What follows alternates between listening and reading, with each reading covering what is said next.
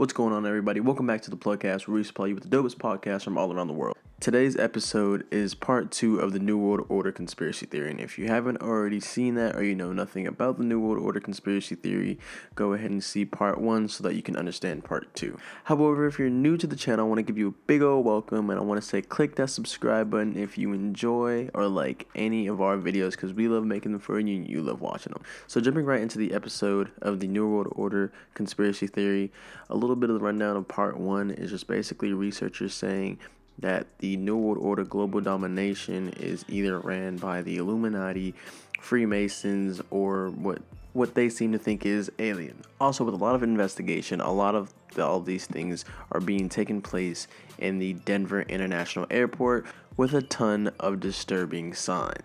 But like I said, this is part 2 of the New World Order, and we're going to jump right into that. So an example of the New World Order that we've done some research on is we found this movie called The Thinning.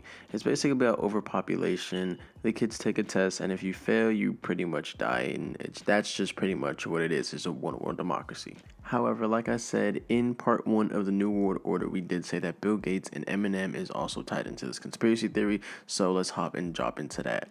So Bill Gates was born October 28th, remember that date, of 1955. At the age of 13, he made his first software, which was a tic-tac-toe game. At the age of 21, he dropped out of Harvard to create a software we all know as Microsoft with his friend Paul Allen.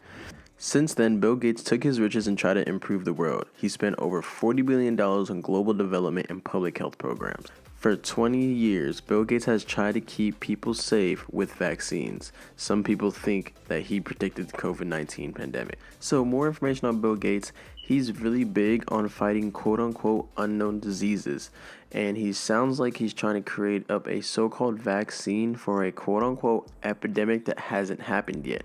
So it sounds like he's trying to start something up, but he's easily able to convince the world by saying we need tuberculosis vaccines, HIV vaccines, etc., etc. In an interview with Bill Gates about overpopulation growth, he goes and he says that population is growing massively in poverty areas. However, Bill Gates isn't talking about the United States. He's talking about other places around the world globally. It sounds like he's trying to form a plan to control repopulation around the world. Quote unquote, once again, global domination, one world democracy. Keeping in mind, since the creation of Microsoft with his friend Paul Allen, Bill Gates' net worth as of 2020 has reached the high of $120 billion. So as we said before, Bill Gates is big on fighting unknown diseases, which means what? He's trying to create these vaccines for these unknown diseases. And he's big on talking about growth population, how it's massively growing. So it could seem to be that in the whole COVID-19 pandemic outbreak, obviously Bill Gates is going to try to create a vaccine for it, and in creating this vaccine for COVID-19, he could possibly be controlling the growth population.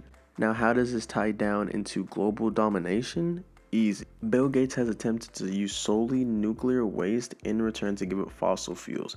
He tried to create the nuclear reactor using only nuclear waste over in China. However, in 2018, when Trump launched a trade war with China, they stopped all progress. So who's to say that Bill Gates is using these vaccines for growth population and using the nuclear reactor for global domination? And if anything were to go wrong, anybody/everybody important has bunkers under Denver International Airport that they can go to and be safe, because using nuclear waste to replace fossil fuels, that's kind of like putting nuclear waste inside your gas tank. I'm not really sure how that works, but hey, I'm not no scientist. So now, like we said, Eminem, Slim Shady, Marshall Mathers is also tied into this conspiracy theory as well. You know that date I told you to remember? Yeah, here we go. On October 28th, 2002, Eminem dropped the famous 8 Mile track, Lose Yourself. And I mean, well, listen to it for yourself. It is gaping. This world is mine for the taking. Make me king as we move toward a new world order. A normal life is boring, but superstar.